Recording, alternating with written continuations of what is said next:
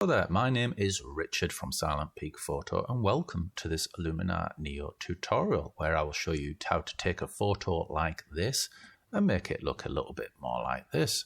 If you don't yet have Luminar Neo and you would like to follow on anyway, you can, and in the description below there is a link to your free Luminar Neo trial. So we're going to begin our edit with the Develop tab.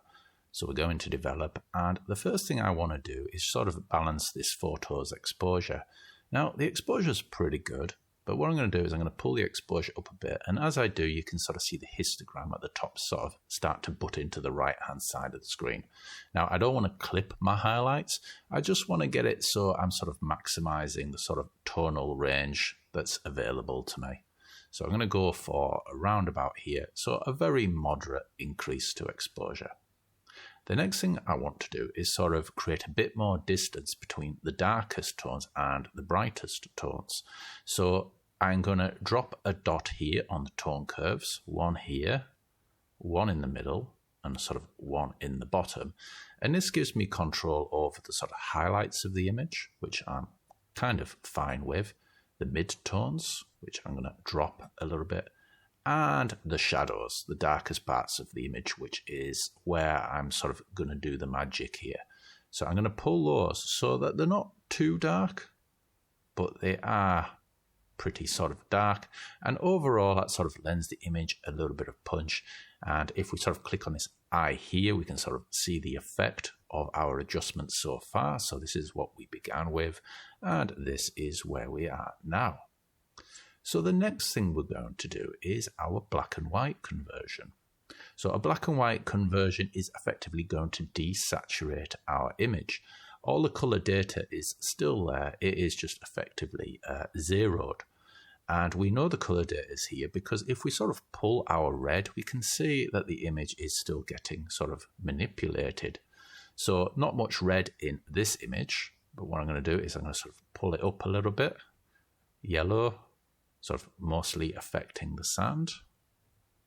So this is all just a matter of taste, guys. You know, you just sort of do what your eyes like. Cyan, not too much of that in this image. Blue should have a bit of blue. There we go. So I'm going to go for the sort of dark look. And I don't think we'll have any magenta in this image.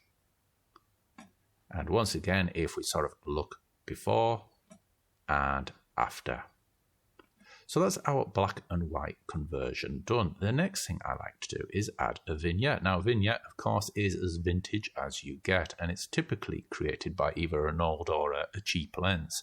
So if we sort of pull it all the way to the left, we can kind of see it at its most extreme. And this gives us an opportunity to sort of size it up. So if we want it sort of very sort of narrow or we want it quite heavy. Now, my personal preference with vignette is sort of to have it that it's barely visible. So it creates the sort of 3D effect that sort of vignette is known for. But you're not sort of consciously aware that the vignette is there. So I like that. And if we sort of go to the preview, perhaps you can see what I mean. So it's not instantly sort of, wow, there's a vignette. But the effect is felt all the same. So moving down from vignette, we are going to go to the dramatic sort of tool. Now this is sort of digital equivalent of sort of a bleach bypass. And what it's going to do is make the sort of blacks and the whites more sort of distant from each other, giving us this sort of extreme sort of contrast between the sort of light and the dark. Now, again, this is a matter of preference, but for this image, I feel like I can kind of lay this on pretty thick, so I'm going to. So I'm going to put it here, and again, it's always worth just seeing before and after, and that sort of, it's kind of like a sorbet for the eye. Sometimes I turn my head and look at the sort of real world for a while and sort of turn my eyes back to the monitor. Again, just to sort of reset the sort of eyes palette and make sure that you're sort of not getting too vulgar or too subtle, usually too vulgar, but I like that. So next is toning. Now what toning enables us to do is add a little bit of colour to the highlights and the shadows.